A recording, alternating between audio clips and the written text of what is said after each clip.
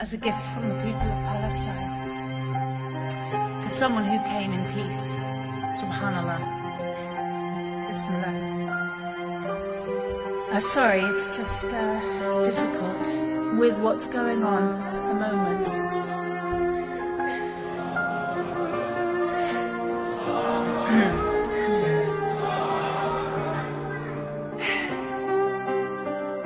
So, I was there for the whole of Ramadan as a non-believer in 2008. I had my arms showing, my hair was out, my sense of modesty wasn't exactly what we might appreciate.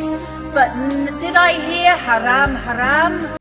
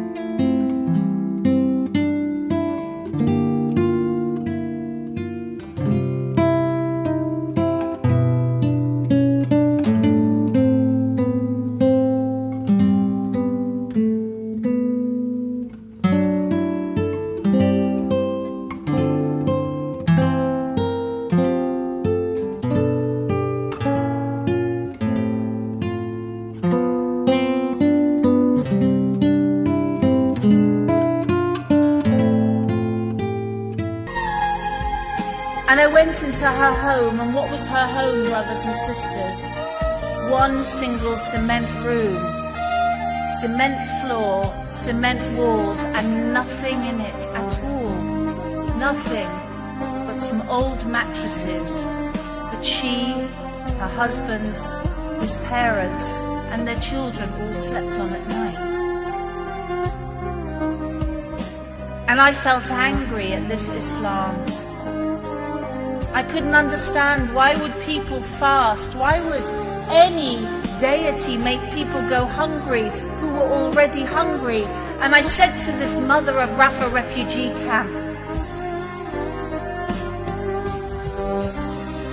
why do you fast in Ramadan? What is the point? You say your God makes you do without food for 30 days, but on day 31 you have no food. You say your God makes you thirsty for 30 days, but on day 31 you only have dirty water or no water. What's the point? Why do you fast? And this mother looked at me and she said,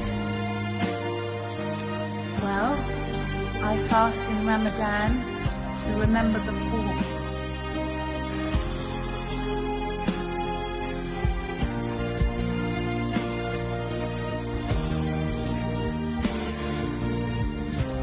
She had nothing, and I couldn't understand it.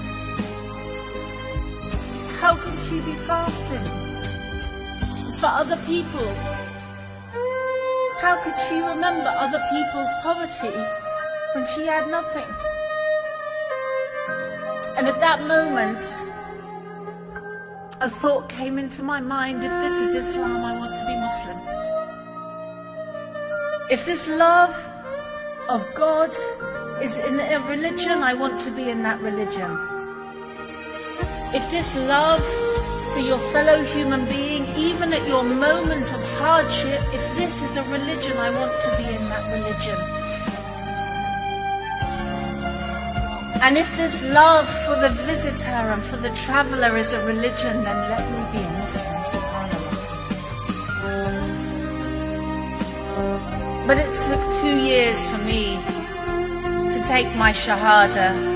Allah subhanahu wa ta'ala knows how long it takes for us to be humbled and for our hearts to be cleansed of some of the things that we have in them. And I just want to say now that The most said word in Gaza right now is Alhamdulillah. Do you know that? Wallahi. The people run into the streets, and some of the mothers hand out sweets and say Alhamdulillah, not because they love death for their children. No, we are not a death cult.